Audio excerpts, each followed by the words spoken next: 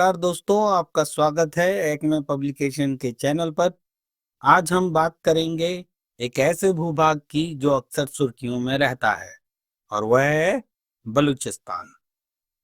यह सिर्फ एक भौगोलिक क्षेत्र नहीं है, बल्कि यह मानवाधिकारों के उल्लंघन का केंद्र भी है। यहाँ स्वतंत्रता की मांग की जा रही है और ये अंतर्राष्ट्रीय राजनीति के केंद्र के रूप में भी उभर रहा है। तो चलिए शुरू करते हैं और जानते हैं बलूचिस्तान के बारे में। बलूचिस्तान पाकिस्तान का सबसे बड़ा प्रांत है जो ईरान, अफगानिस्तान और अरब सागर से घिरा है। ये पाकिस्तान के कुल क्षेत्रफल का लगभग 44% है और बलूचिस्तान में पाकिस्तान की 5 से 6% जनसंख्या रहती है। पाकिस्तान को आजादी के बाद से बलूचिस्तान में लगभग लगातार उथल-पुथल का सामना करना पड़ा है, जबकि वह चीनी मदद से इस क्षेत्र को सुरक्षित और विकसित करने के लिए संघर्ष कर रहा है। इस उथल-पुथल को जानने के लिए हम बलूचिस्तान के इतिहास को संक्षेप में समझ लेते हैं। आपने स्कूल की किताबों में मेहरगढ़ के बारे में पढ़ा होगा। जानते हैं ये कहाँ है? जी हाँ, आज जहाँ बलूचिस्तान है उसी जगह मेहरगढ़ था। यह बोलान दर्रे के पास सिंधु नदी के पश्चिम में कोयटा, कलात और सीवी जैसे नगरों के बीच स्थित है। यह एक महत्वपूर्ण नवपाषाण पुरातात्विक स्थल है। ये तकरीबन 8 से 9,000 साल पुराना है मेहरगढ़। लेकिन अभी बलूचिस्तान में क्या चल रहा है इसे समझने के लिए इतना पीछे जाने की जरूरत नहीं है। हम चलते हैं 19वीं शताब्दी में, जब ब्रिटिश साम्राज्य ने बलूचिस्तान में प्रवेश किया और 1876 की कलात संधि से बलूचिस्तान पर ब्रिटिश नियंत्रण हो गया। हालांकि कलात और कुछ अन्य रियासतें कुछ हद तक स्वायत्त रहीं। संधि के मुताबिक अंग्रेजों ने कलात को सिक्किम और भूटान की तरह प्रोटेक्टेड स्टेट का दर्जा दिया, यानी भूटान और सिक्किम की तरह कलात के आंतरिक मामलों में ब्रिटिश सरकार दखल नहीं देगी, लेकिन विदेश और रक्षा मामलों में उसका नियंत्रण होगा। बाद में ये रक्षा का नियंत्रण पाकिस्तान ने ले लिया और आगे चलकर तो पाकिस्तान ने इस पर कब्जा किया। 1947 में भारत के विभाजन के बाद बलूचिस्तान के 4 रियासतें, जिनको जिन्हें कहते हैं कलात, मकरान, लसबेला और खारन, को पाकिस्तान में शामिल होने का विकल्प दिया गया था। कलात ने शुरू में स्वतंत्रता का विकल्प चुना और तो बाकी 3 रियासतों ने पाकिस्तान में विलय को स्वीकार कर लिया। लेकिन 1948 में पाकिस्तान ने जबरन कलात पर कब्जा कर लिया, जिससे क्षेत्र में असंतोष और विद्रोह की नींव पड़ी। वर्ष 1954 में पाकिस्तान की एक इकाई नीति लागू होने के बाद बलूचिस्तान में असंतोष की पहली बड़ी लहर उठी और इस नीति के तहत 1955 में बलूचिस्तान को पश्चिमी पाकिस्तान में शामिल कर दिया गया, जिससे स्थानीय लोगों में पहले से मौजूद नाराजगी और बढ़ गई। उन्हें लगा कि उनकी पहचान और स्वायत्तता को छीना जा रहा है। इसके बाद 1958 में कलात के खान नवाब नौरोज खान ने आजादी का ऐलान किया। हालांकि उन्हें धोखे से आत्मसमर्पण करने के लिए मजबूर किया गया और कैद में डाल दिया गया। इस घटना से बलूच लोगों के बीच गहरे अविश्वास और गुस्से का प्रसार हुआ। 1963 में एक तीसरा बड़ा विद्रोह हुआ, जिसकी मुख्य मांग पाकिस्तानी सैनिकों की वापसी और बलूचिस्तान को एक अलग प्रांत के तौर पर मान्यता देना था। यह मांग आखिरकार 1970 में पूरी हुई, जब बलूचिस्तान को एक प्रांत का दर्जा मिला 1971 में बांग्लादेश की आजादी ने बलूच नेताओं को और ज्यादा प्रेरित किया। उन्हें पाकिस्तान से अधिक स्वायत्तता की मांग उठाई।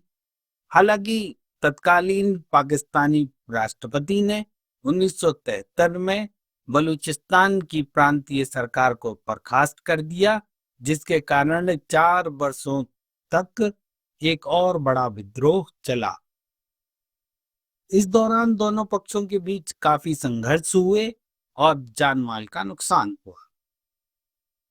कथित तौर पर पाकिस्तानी सेना द्वारा की गई ज्यादतियों के कारण 2000 के दशक के मध्य में संघर्ष का 5वां दौर शुरू हुआ।